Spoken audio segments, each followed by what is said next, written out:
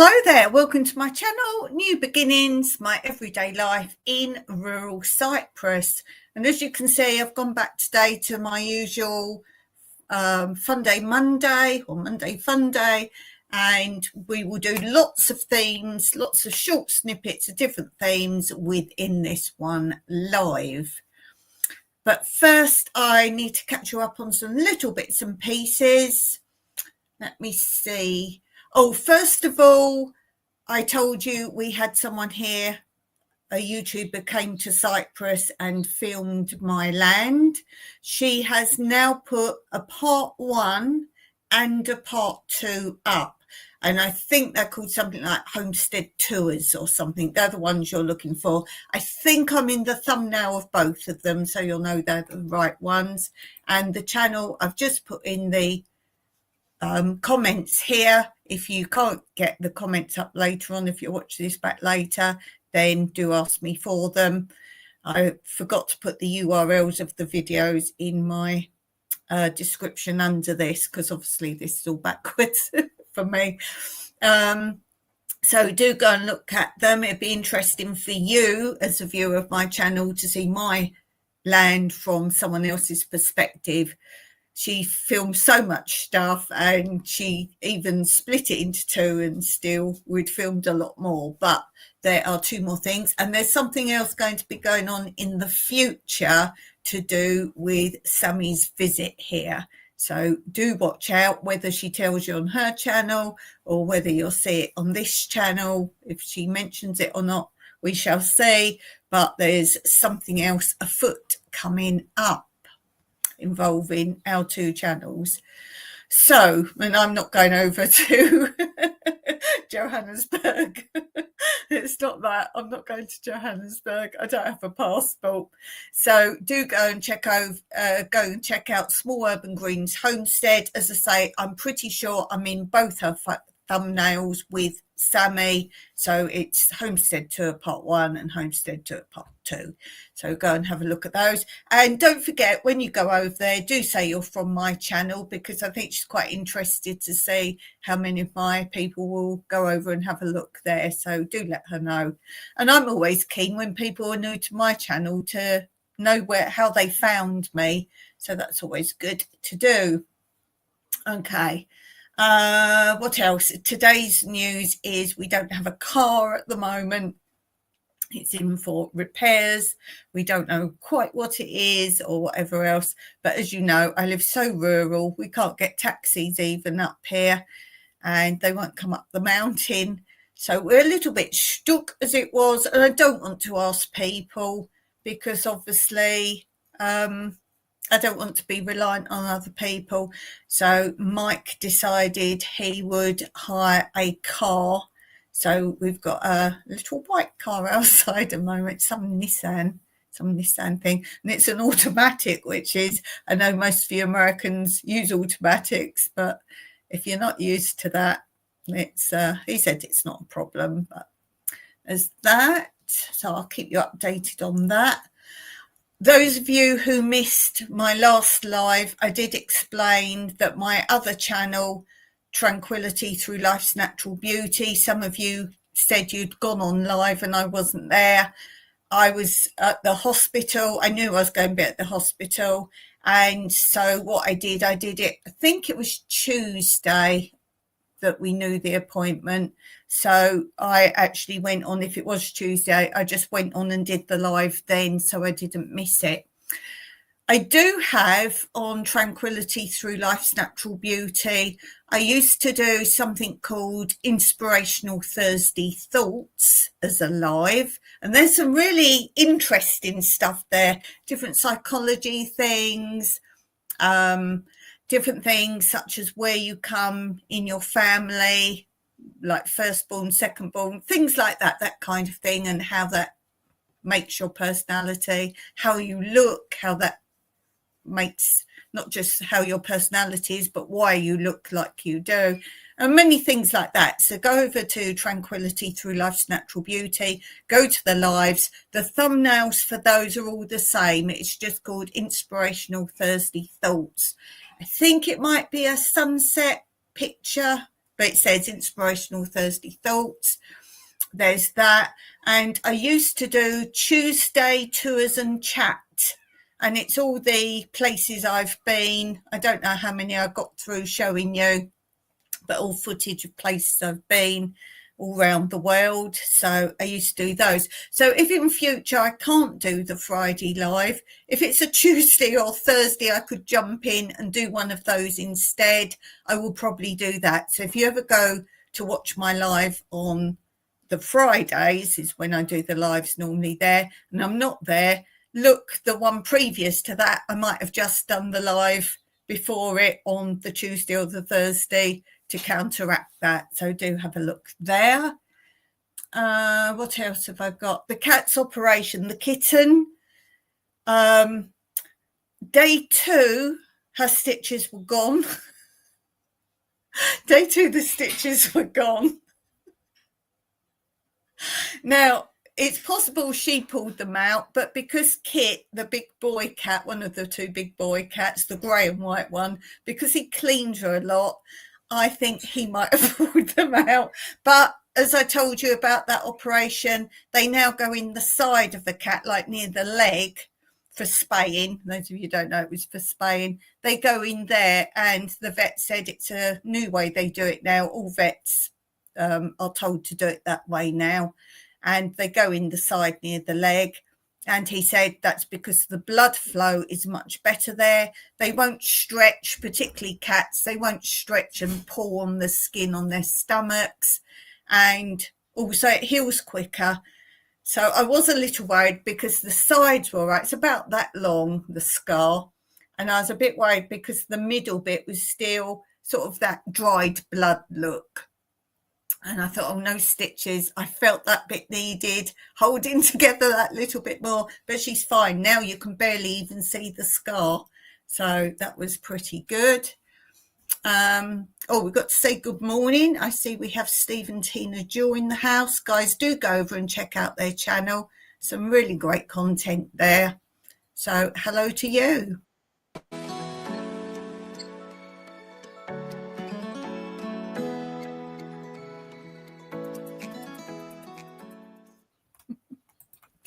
Okay, we're still on the screen. I'm too lazy to come out and hack my way back in again.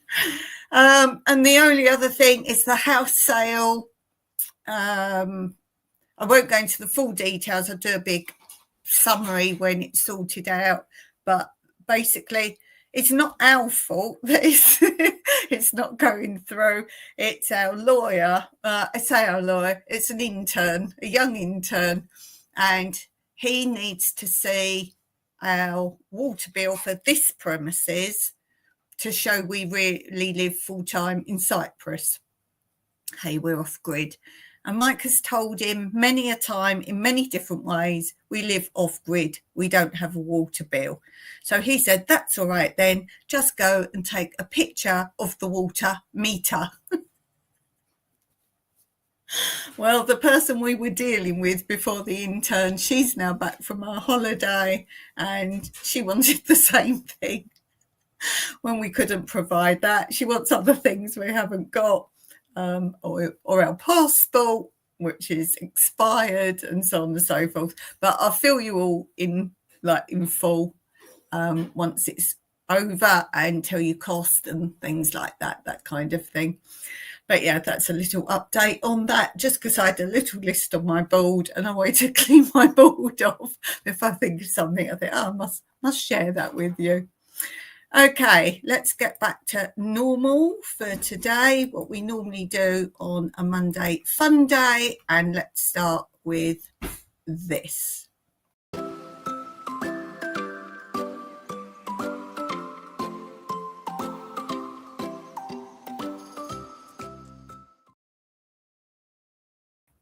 Okay, I was drinking my water. I was aware that I finished, but I was drinking my water. Okay, so let's look at a book I took from my book Nook. And last time we did this segment, I thought it's been a long time since we've done that. We are going through the bird book. Yes, that was a long time ago we last looked at the bird book.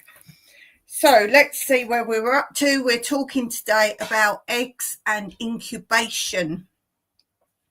And it says, the shape, colour and texture of bird eggs have long been admired, but the development of the bird inside and the behaviour of the parents in nurturing their eggs are just as worthy of interest.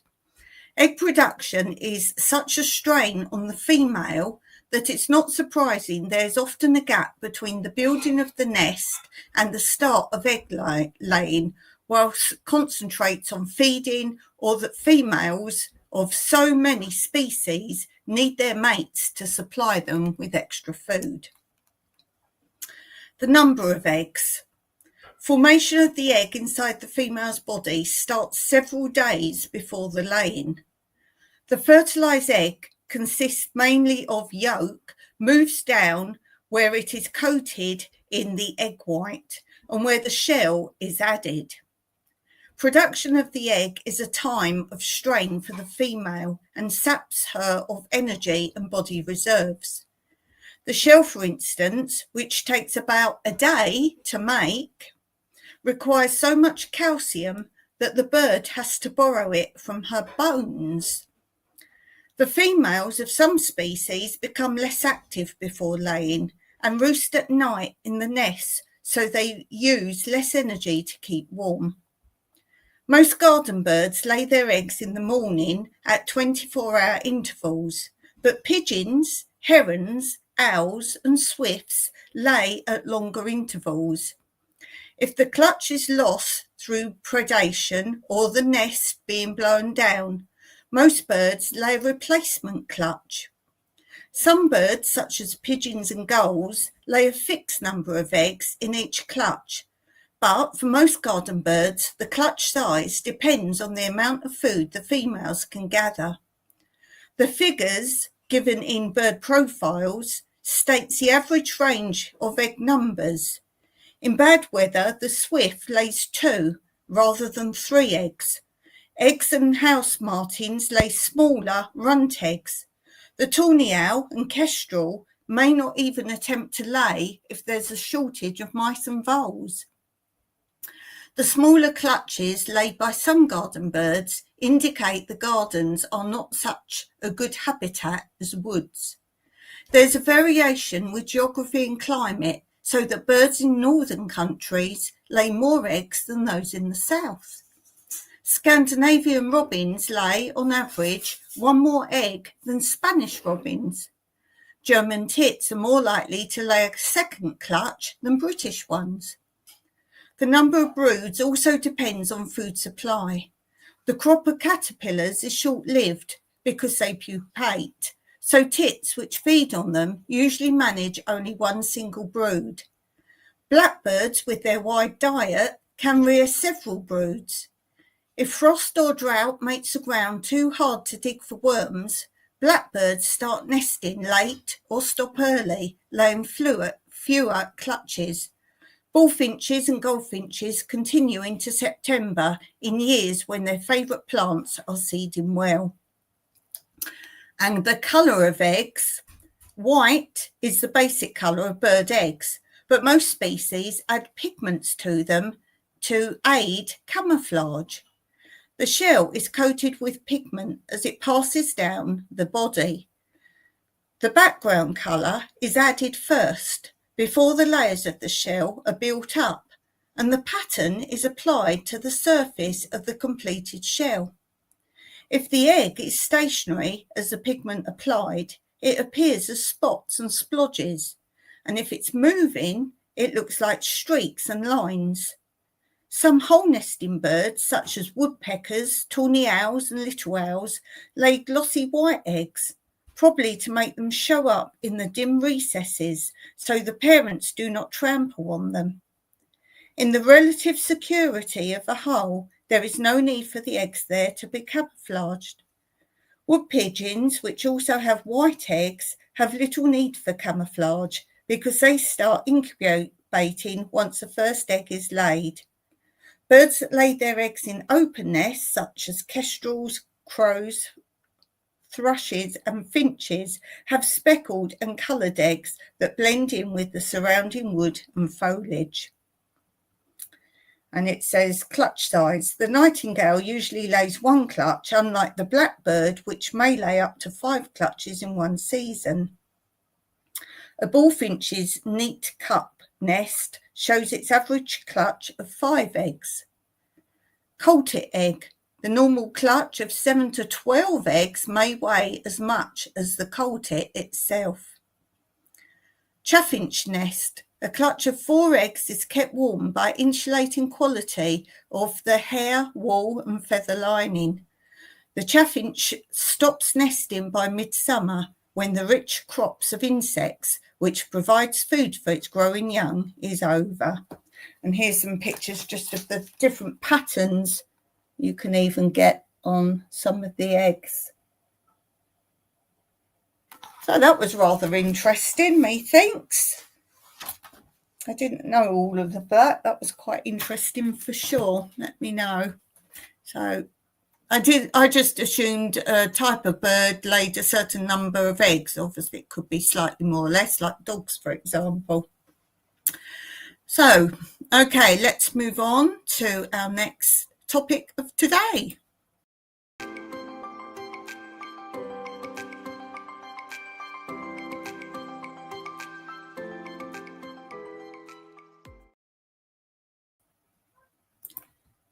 Okay, so Nats, Hacks, Facts and Stats. I am going to just do a few craft ones today. And it says, for a needle threader, if you don't have a needle threader, just get some fine fuse wire and bend it into a small loop. The next one is, after oiling a sewing machine, place 2 thick sheets of blotting paper under the needle and stitch through several times. This will absorb the surplus oil. Next one says, keep old mascara brushes and wash them well. They are then useful for cleaning the sewing machine. And the last one for today, use a feather instead of a brush for removing fluff and dust from around the spool or bobbin of a sewing machine. And that, of course, can be used in many other ways as well. So, yeah, grab yourself some feathers. I have a whole vase here of feathers. What are my favourite ones? Can you see that one? Yes, I think you can see that one. These are all real. These are all from my garden. The only ones not from my garden is the peacock feathers and the turkey feathers. So we've got nice brown ones. I don't know if you can see the colour very well, but that's a nice brown one there. These ones are from, that one's from a hoopie bird. That one. This one's from an owl. As I say, these are all from our garden. And I'm sure you've all seen turkey feathers and lots of other ones there, but these are the turkey feathers.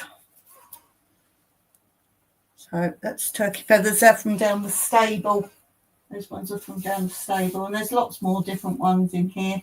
That one's quite interesting. There's tiny ones, big ones. That one is really nice. So all sorts of feathers from the garden. And I just put them in here. There's even more different ones. Should do another update on those, what ones I've got. Okay, what are we going to do? Did I play another thing? Did I play another intro? I think I did, didn't I? Let's play it again. I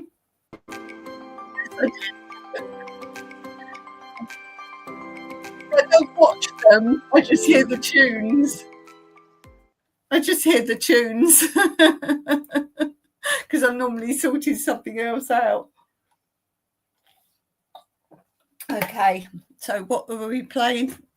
Nats, Hacks, Facts and Stats. We did that one. Too busy hacking. Okay, we've done that. Facts and stats. That's why I thought, did I play it? Okay, let's do this one.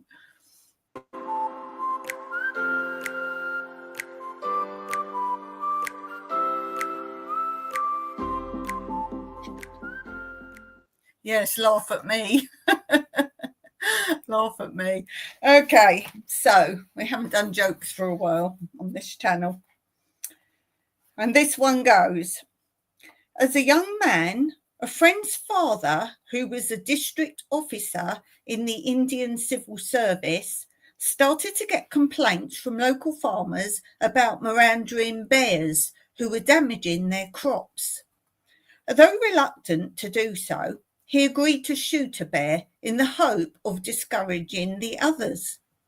Plans were duly laid.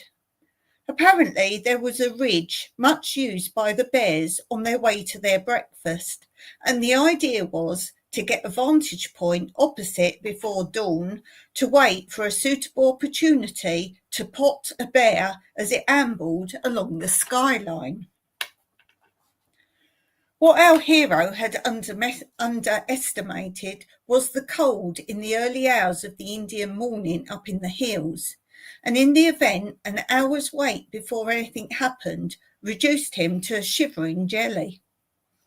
When the crucial moment came and a handsome male bear appeared, followed by an equally attractive female bear immediately behind him, he found himself clutching his rifle with freezing fingers and peering through the unsteady pair of sights. He fired, but just nicked the male bear in the backside, who immediately stopped and sat down. The bear scratched his rump, then his head. He looked round at his spouse behind him. She was standing still, looking puzzled. Having, as he thought, worked out the cause of his distress, he turned round and gave her a tremendous cuff on the ear before proceeding tranquilly on his way along the ridge. She in turn sat down, looking distinctly aggrieved and rubbing her head. After a few moments, she trotted sadly after her mate to take up the position 2 feet behind him, shaking her head at life's unfairness. By this time, our hero was laughing so much there was no question of him firing again, and nor did he have the slightest wish to do so. Well, that was quite a fun one. Okay, let's move on and let's do this.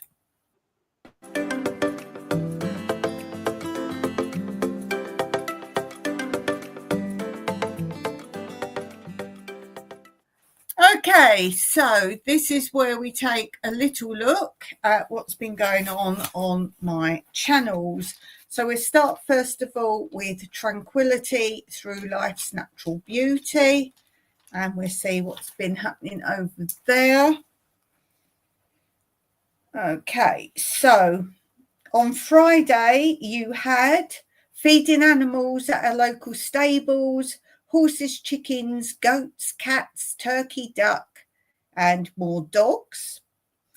And Friday you're going to have one of my videos of funny things my cats get up to, so look out for that on Friday.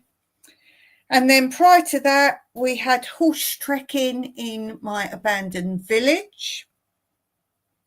And then I've been posting a lot more. I've done a few jigsaw puzzles from start to finish. There's quite a few of those been lurking. And funny enough, I was editing another one today. There's that. And I did another full video of funny signs. So if you want something to have a laugh at, then that's something to go and have a look at. So that channel only posts on Friday's actual videos. And then this channel, don't forget to hit the thumbs up while you're watching this, or of course when you watch a video. I'm just looking what the date is. What are we on now? 8th. Okay, so coming up, I've got more of my kitten, my new kitten, and I've got videos coming up of not the kitten, but one of the other cats when it got stuck up a tree, and it was so high you couldn't have even got a ladder to get it down. So you'll see what happened there. And then on Friday, I'm posting a little bit of different workaways, volunteers that have been here. So there'll be a video coming up on Friday of that.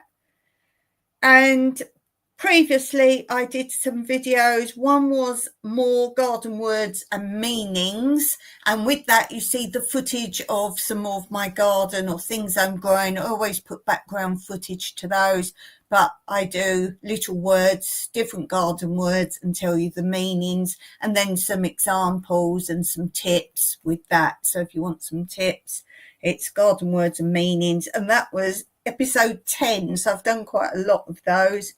And then before that I did another off-grid property tour, so you will see more of my land. And when Sammy came to film here, she said, I can't believe how big it is. I see it on your videos. And she said, you just don't get any scope of how big it all is and how much there is. She did say something about it looked not barren, but she said it looks like there's a green bit there and a green bit there. She said you don't realise how lush, there's so many trees everywhere, and you can't look from one bit to another bit because there's trees and things going on.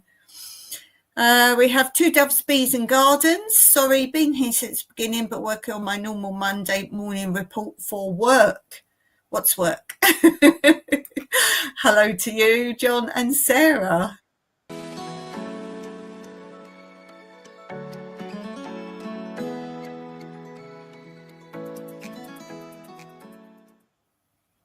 So, hello to you. Oh, I can't get off. Wait. There we go. It's gone. Okay, let's move on to the next subject we're going to do, which is this.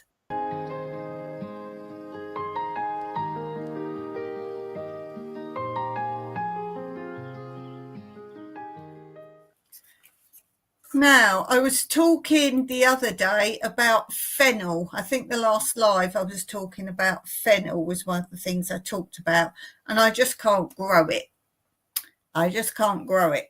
So I like to use my lives if I'm looking up something to do it on my live. So you might be needing to learn as well certain things. So I've just grabbed growing fennel.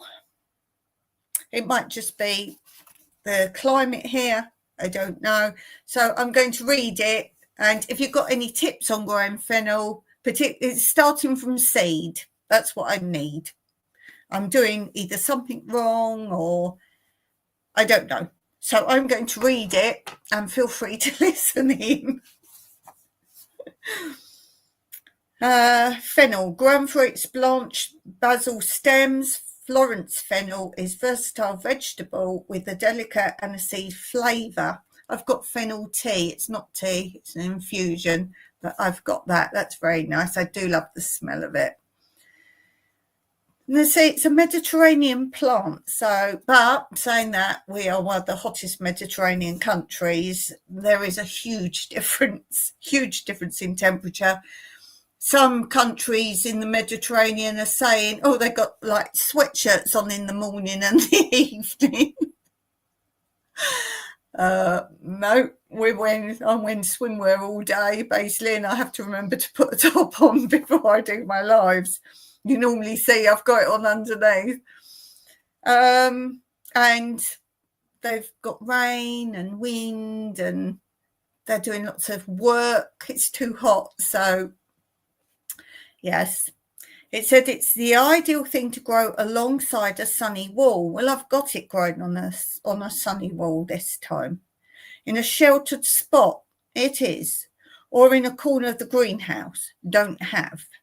Until recently, Florence fennel was almost unknown outside of Italy and the south of France. See, it's so much colder there, so much colder. Where it's now almost as common in dishes as is celery in England. Florence fennel, also known as Florentine fennel, sweet fennel, is also a variety of the common herb fennel, but it's a smaller plant and it has a bulbous base. It is for this base that the plant is grown, although the haze of feathery, thread-like blue-green leaves can be used for flavouring. I've realised it's my fuzz and my fuzz I get tongue-tied with now. I've realised that. The base can be served as a vegetable, either raw or braised, or in salads, soups and stews. Florence fennel is basically a warm temperate plant, so some care must be taken to adapt it to a cooler environment. So I shouldn't have a problem. It needs a warm, sunny site where it will get the maximum amount of light. Check. The soil should be fairly rich and the growing plant must have large amounts of water, or it's not growing. If these three factors can be supplied, the fennel is not a difficult vegetable and it's well worth a small space in your garden or greenhouse. I just can't get it started. Florence fennel needs warmth, so choose a sunny sheltered position in your garden, preferably against a wall. Soil should be well drained and fertile. Where's my homemade compost? You can't get better than that. It's a good idea to add well-rotten farm manure or garden compost in the winter before planting at about 10-litre bucket per 5 square metres and mix in thoroughly. Rich soil will help hold the moisture necessary for the bulbs to swell. Fennel also likes fairly alkaline soil, so add lime as required if a soil test shows the pH to be at all acid. Lime should be applied at least 6 weeks after manure, never at the same time. Fennel will thrive on a light sandy soil, provided it has been bulked up with lavish applications of organic matter. Try to avoid planting in heavy clays, as the results are likely to be disappointing. Protect late sowings with cloches. Sow the seed for Florence fennel in mid to late spring. You can sow a small amount of seed over a period of several weeks to extend the period of harvesting. If you make late summer sowings intended to mature in late autumn or early winter, be sure to protect these plants with bracken or straw. Have several inches of fine textured soil on the top of the bed. You can ensure this by adding 7.5 centimetres thick layer of seed compost. The bed should also be warm, so cover it with cloches 2 to 3 weeks before sowing. About 1 week before sowing, mix in a general compound fertiliser at the rate of 30 grams per square metre. The day before sowing, remove the cloches and water the seedbed lightly. Prepare drills 0.5 centimetres deep and 30 centimetres apart and sow the seeds thinly, covering them lightly with soil. The young plants must be protected with cloches during the cold weather, especially at night. When the seedlings reach a height of 7.5 centimetres, thin them out to about 20 centimetres apart. Fennel must be kept well watered, especially during dry weather. If the plants are allowed to dry out, they will not produce the thick bulbous stems. A mulch of spent hops, peat, garden compost or black plastic sheet will retain soil moisture and keep down the weeds. Black plastic sheeting is particularly useful as it helps to keep the soil warm. When the bases of the plants start to thicken, overlap widely and swell, feed the plants with 60 grams per square metre of a general fertiliser applied when the soil is moist. The bulbous base of Florence fennel is more tender and sweet if it's been blanched. When the base is about the size of a hen's egg, start to blanch by drawing up the soil around the lower part of the stem to about 3/4 of its height. If you have a heated greenhouse, you can make the sowings of fennel in seed boxes filled with good quality seed compost for transplanting outside or to a greenhouse bed. Sow the seed thinly in early spring. You can also grow fennel in a heated frame or in a cold frame if you delay sowing until mid to late spring. Growing this Mediterranean plant under glass gives you the advantage of a more careful control over heat and moisture which it demands. Begin harvesting your Florence fennel about 1 month after blanching is started. The bulb should be about the size of a tennis ball or a bit larger. Harvesting is usually from midsummer onwards, depending on the time of sowing. Cut and use the feathery leaves for flavouring, beginning at the time of flowering or just before. The bulbs are harvested like celery by digging them up as needed. The bulbs of fennel cannot be stored for very long unless they are parboiled and put into a deep freeze. However, the leaves can be dried in the some way as herbs, although they will not have the same aroma as freshly cut ones. Most seed merchants and garden centres offer a variety of fennel called Sweet Florence, which is the best type for growing in more northern conditions than the plant's native habitat. So there I have it. I don't know why I can't grow it. There's nothing there I haven't done or not doing. So I really don't know why I can't grow fennel. As I say to other people, just because something doesn't grow doesn't mean you can't grow it. Just try different areas and different places. Change your type of pot if you're growing in a pot. And there we go. As I say, I've got an infusion tea of fennel. I love aniseed, love the smell of it, love the taste of it. So I might have to just stick with that for the time being. Okay, what's the time? Let's go on to this.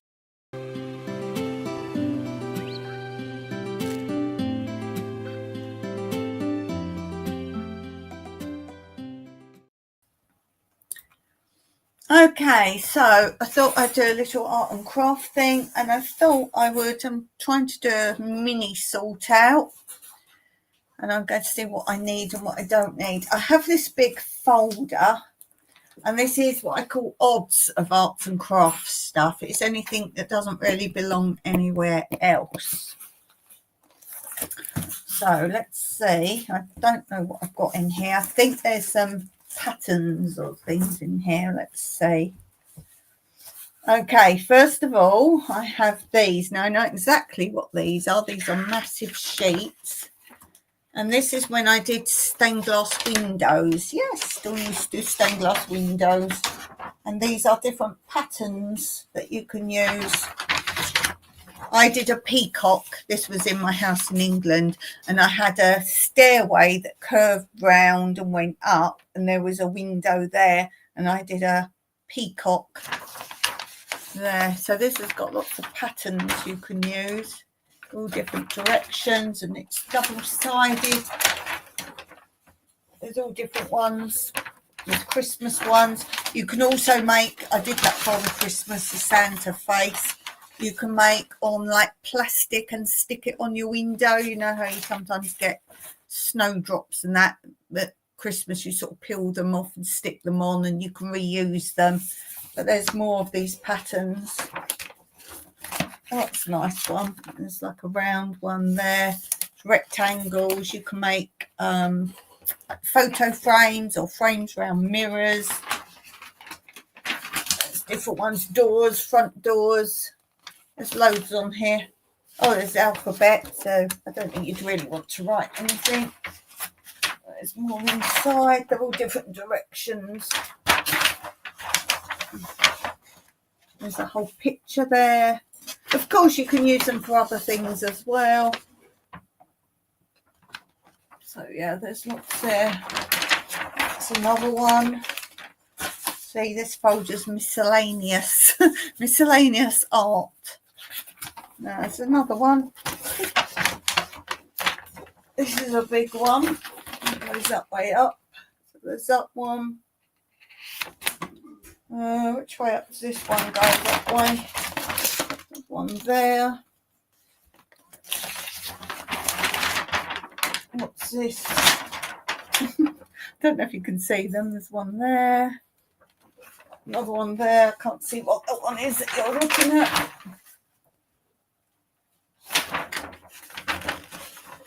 there. There's more alphabets at the top, different fonts, little odd bits.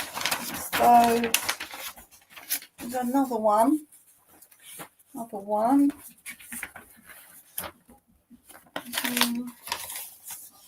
I think these might be repeated. Did we have that one? We've got other ones here. I think these are repeated.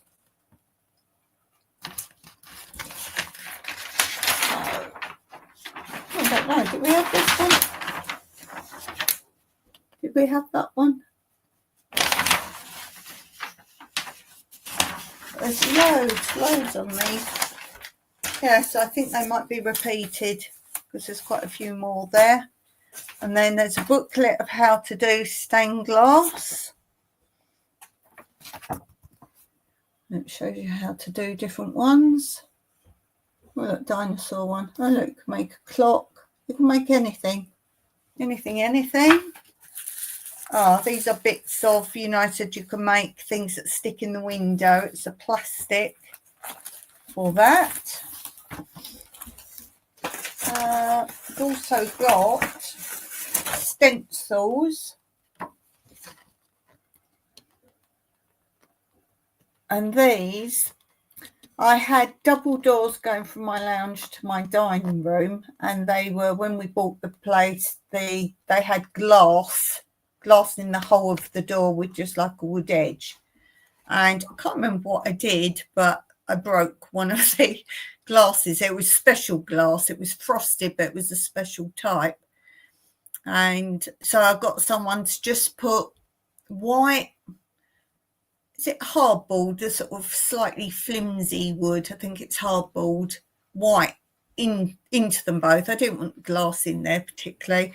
And then to jazz them up, I did this one on sort of near the top of each door, so it just made it look like more of a feature. So I did that, and I'm going to slowly get round to footage. This was my second house, and I want to do footage of how both my houses were when I bought them, and then what I did to them, the renovations, total renovation. The first one, it was unlivable. And I've told you before, it had an old tin bath in the kitchen. That was the bathroom. You couldn't even get a mortgage on it because you're not allowed to not have a bathroom. There was a toilet, but that was it. So you can't get a mortgage. So that was total refurb. I want to make them into videos, but they won't be on this channel because it's got nothing to do with my everyday life in rural Cyprus. They would go on Tranquility, where I put things like that I gather everything, make it into a video, and it's a way of saving and keeping my memories.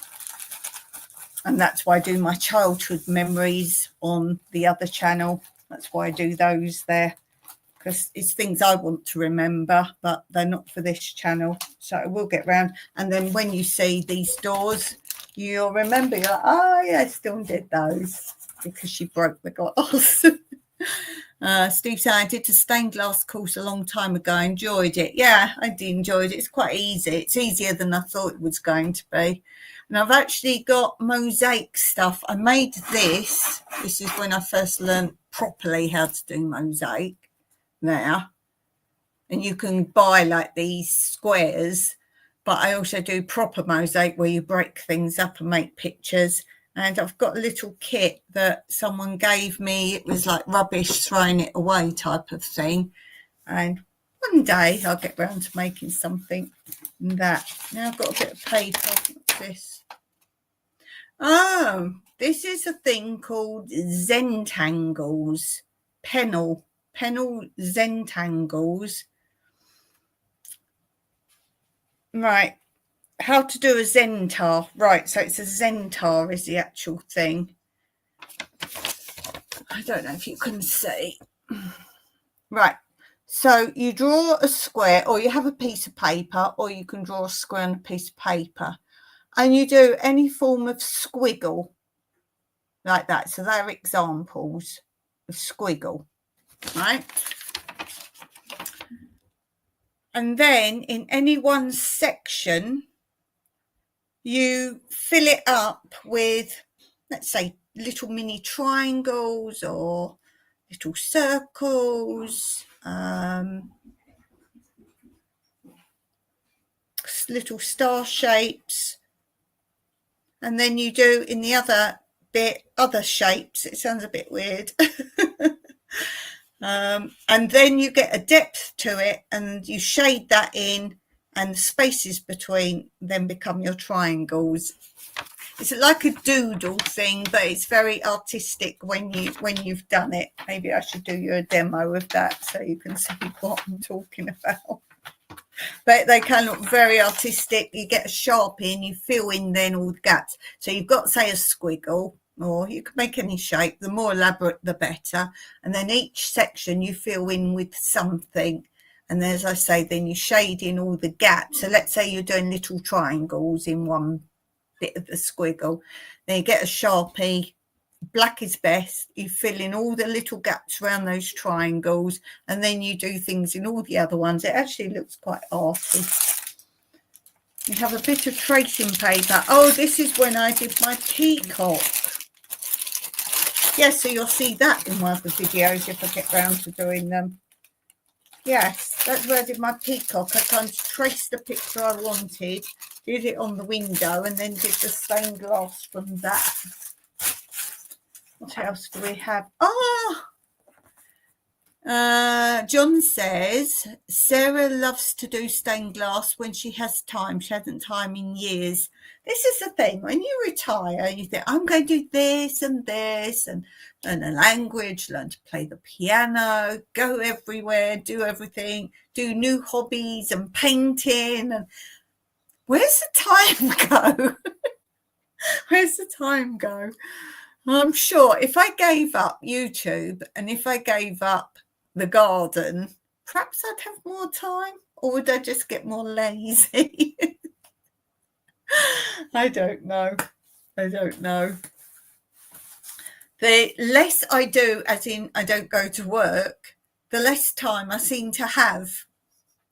I think sometimes, how did I hold down 2 full-time jobs at the same time? The reason they were full-time is one started like 5 in the morning, and then the latest I would finish, I was on shift. So let's say if I started, sort of had to leave home at 5 in the morning, I finished, I can't remember, let's say 3:30 if I started early in the morning. And then I would go off, and then I would go to my stage school and teach when the children came out of school, because in England they come out 3:30, depends on what age they are. And then I would teach all the way through till 10 o'clock at night. So it was 2 full-time jobs. It was. I would do that. How did I do other things? How did I? But I did. Crazy. But now I don't do that. All right, my land's bigger, so I'm doing like gardening and that, and I'm doing YouTube, but didn't do that. But I had plans of doing things. Steve says it goes fast now. Speak for yourself. Oh dear. Yes, I never had this as a child. Spirocraft. It was spirograph. Now these aren't the real ones. My big sister had spirograph. They were clear plastic disc. And if you don't know, you'd put a pin in, one pin, but it depended on where you put the pin in. As I say, they were white plastic. Depending on where you put the pin, you then put a pen in a hole, again, depending on what pattern you want to form, and you just go round with it. Sometimes you'd pin another one down, and then it would be like, what do you call them, cogs. How it went round that one, it would make pens. Steve knows. So this isn't the same, but I found this, I can't remember, I've had this years and years. Maybe it was in like an art shop type thing for children. Suits me. And I thought, I've got to have that. So, because as I say, depends where you put your pen in, it makes different patterns. So I made a little book at the time because I used to decorate cards. I used to make cards and I wanted to know what pattern I was going to make. So I made a little logbook of those so I would know where I put my pen as to what patterns came out. Do wait for a second for it to focus itself. There. So these are some of the basic patterns. The most infuriating thing is, as you can see, the black one, there's a little error at the top. If you're making a card and you just go wrong at the last minute or it bumps out of the cog, then it messes up the whole thing. So they're just some of the patterns. I think there's only 3 with this kit, 3 cogs. So wait for it, they get better. So you've got, see how intricate they can look. It's quite a clever invention, really. Look, ooh. I like mandala patterns. Mandala? I think that's right, mandala patterns. Mandala? Tell me if I've said it wrong. I won't be sad. Yeah, mandala. So it's mandala. Ooh, I'm very attracted by these sort of things. Look, oh, that's a good one, isn't it? So as I say, oh, I didn't write on those ones. Oh, yes, I did. I wrote, what hole, look. What hole, colour-coded it all. Oh, I like. Get some more. I'm getting my fix now. This purple flower one, that's a very spirograph. That's something that everyone used to do in spirograph. So those, yes. I'll show you those. No, there's the bottom one as well. Don't think you saw that one. There. You can make them into pictures as well, but as I say, the more you put, if you just, on the last bit, imagine if you did multiple bits like that, and the last bit you made a mistake, you'd be like, there, just testing out things. And you see some you can make thicker, thinner, and the black one, the top and the bottom, it gives you an idea if you make it thicker or thinner. So there. Is there more? Yes. They're just pretty. See on that page. Any more? Oh, yes.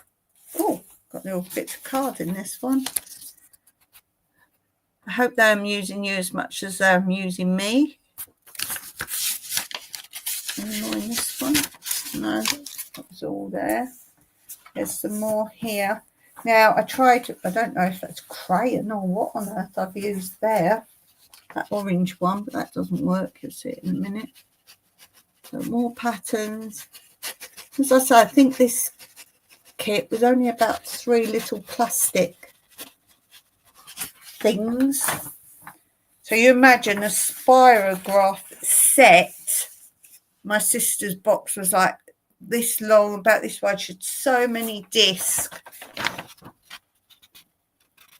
They're just fun. I like things like this because no one has to be an artist to create art. I think that's why I like things like this. Oh, this is a nice one. You'll see it in a minute. Got lots of nice ones coming. Wait, you'll see. This one's quite spirograph as well. It's like patterns they used to advertise. Oh, that one's nice. Look at that. And you feel accomplished. Look. Again, if you mess up, spoiled it. People like colouring in. I showed you both sides of this one. People like colouring in. You can make a bigger one. These are a bit like mandala patterns if you put some of these together. Oh, look. Nice. Now we've got some coloured ones. Nice colour ones. Oopsie, this way. there. It's a bit faint, but it's a good one. So once you've figured some out, you can combine. Oh, I was just going to say you can combine different ones together or different colours. Ooh, fun designs. Look, different colours. Look at that. Wait for it. Ooh, isn't that pretty? Pretty. I'm sure it's a moth once. That's all. Oh, that's all. Put those all back together. Let's see what's in the book. They might show you some designs in the book. Let's see. These are in the book now. These aren't what I've done. This is the book. This is the book. What does it say? Welcome to the amazing creative world of futuristic art and design, the world that is Spirocraft. With the help of the special plastic gears we have provided in the pack, you'll be able to create many beautiful shapes and use them on lots of exciting craft projects. The incredible spiraling curves and patterns created by the Spirocraft gears are called geometric shapes. In mathematics, they have their special names, and then it says all the different ones, what they're all called. The shapes first became popular with artists in the 1960s who used them in paintings and also created string art based on them. Spirocraft shapes may have long names, but they are fun and easy to create. With a little practice, you will soon become an expert at Spirocraft and have hours of fun. You can create super projects like the ones featured in this book, or just fill a notepad with different shapes. You can make unique gifts for your friends and family that they will love, or you can make something just for yourself. Use your imagination. There's no limit as to what you can create.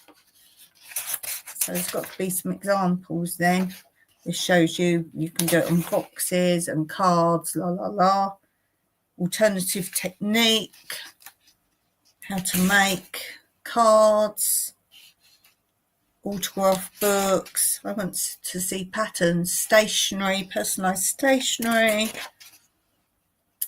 For school, make folders. Oh, I thought I was going to show some patterns. Personalise your pencil case. Lunchbox.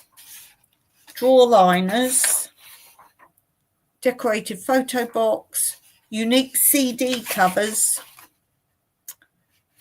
Magical Spirocraft mobile. Terrific toy box. Not just any toy box. Geometric placemats and coasters.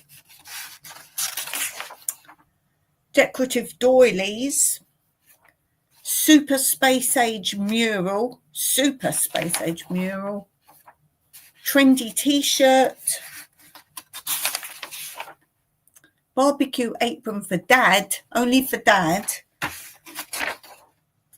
Spirocraft design file. Now you've become addicted to the wonderful geometric world of Spirocraft, you might like to start a Spirocraft design file.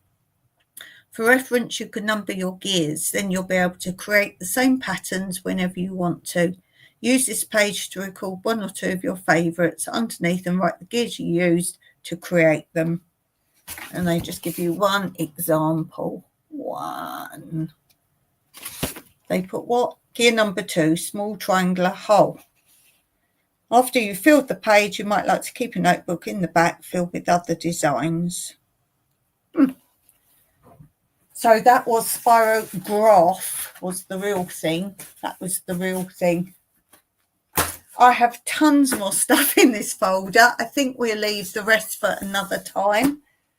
And if you've got children or adults, look up Spirograph. I'm pretty sure you'll be able to get some on the internet secondhand if you sort of think, oh, that looks quite creative.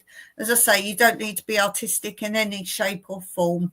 So look it up, see if you can get hold of any, if any of you go to sales or look online, any of that sort of thing. I tell you what, if I ever saw a box of it, even if some are missing, it doesn't matter. It doesn't matter. So if you got some, I remember my sister had a long like rectangle one, and then the gears lock, they've all got like teeth on the edges, like cogs and that, and you put your round one on the top, put a pin in this rectangle one, and then you literally ran it around the edge, so it's turning, and that's how it makes the shapes go around that. And then you could reverse it, so you could have the long rectangle one going round. So it's just fun to see what they do. If you're very mathematical or scientific, you could probably work out what would make what. But yeah, if you've got grandchildren, fun thing, it keep them quiet for ages. All you've got to do, some biros, but make sure they've got like the nib that can go in, like a thin tip. You don't want a fat sort of nib to go in. But yeah, look out for those. Tell me if you've had those at all or not. And I think I will finish there today. I've got excited now with the spirograph. I've got to go out and water. It is 6:33 p.m. So I'm going to go out and water. What are we doing on Wednesday? Wednesday live, same time as this one. Oh, yes, because I've already put it up. As soon as I finish Wednesday, I put the next one up. So I should go now and put a Monday one up. I don't know what to do next Monday, but Wednesday, I have titled it, Is It Worth It? Is it worth it? And it's fun. It's fun. It's not like, it's fun. So let's talk about that. So thanks for being here. And until next time, as always, Steve says, thanks for live. Have a great week. You too, my friends. Till next time, as always, Meraki.